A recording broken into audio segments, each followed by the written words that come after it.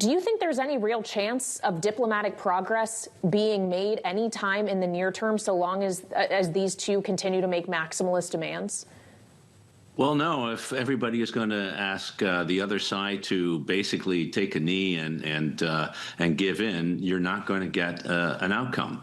The problem here is that two sides believe they have more leverage over the other than, in fact, is the case. The president seems to believe that every day the blockade goes on is a day that gets us closer to the Iranians crying uncle, and the Iranians believe that every day the prices are rising not only around the world, but in the United States, as we saw it in today's inflation report. The United States is going to cry uncle, and we're sort of in this game of chicken in which the question is who is going to swerve first. My bet is that we're underestimating the leverage that Iran has. We're underestimating, as we have from the very beginning in this war, the willingness of Iran to suffer grave damage to its military capability, to its economy, to the people of Iran. This regime, which the president called lunatics yesterday, it came into power as a result of this war. We wouldn't be here if we hadn't started the war, but this is where we are. So I think we're in a stalemate until one or the other side decides they've had enough. So with that scenario that you just described, Ambassador, the standoff, both sides asking for unreasonable concessions, do we need different representatives at the table? The president has sent two real estate professionals, in this case, once again, in Kushner and Witkoff. Do we need career diplomats to go to Pakistan? Well, yes, sort of by definition, though I don't think this is just the question of Steve Witkoff and Mr. Kushner. I think it is the president really not wanting to understand that the situation he has created because of this war has left him with less options than he had beforehand. Remember that what we're trying to do now is to open the Strait of Hormuz. As far as we know, on the 28th of February, before the war started, the straits were open, and Iran was not threatening to hit ships, and it wasn't trying to get a tolling system and make money on which ships can and cannot go through the strait.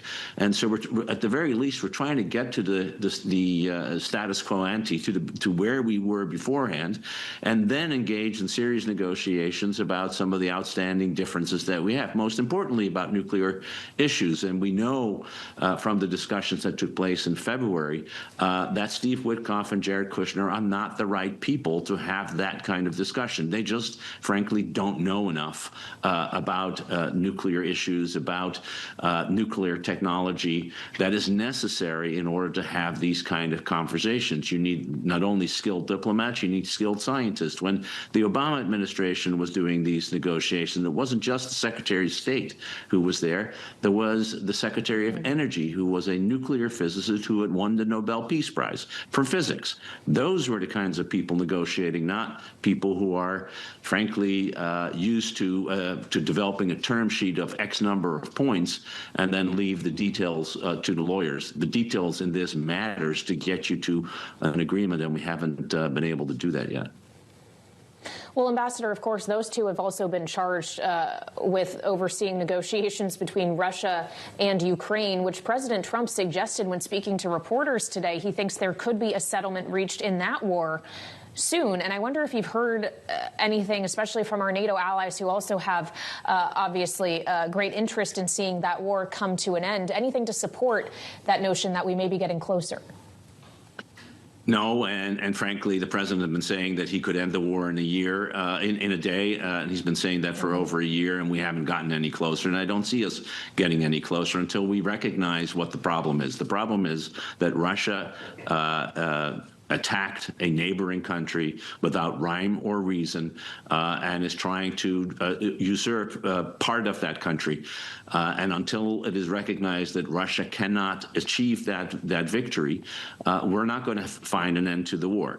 The only piece of optimism I think we're seeing is that the Ukrainians not only survived the winter, a very, very tough winter with Russian missiles and drones attacking the power and electricity infrastructure throughout Ukraine, Ukraine. A very tough winter for Ukrainians. It was well below freezing for many months. They've survived it. Their technological prowess is now taking massive casualties, inflicting massive casualties on the Russians, 35 to 40,000 casualties each and every month, most of them done by drone warfare, not by direct attacks. And of course, drones are attacking Russian oil refineries and other key infrastructure and military capabilities throughout the western part of Russia.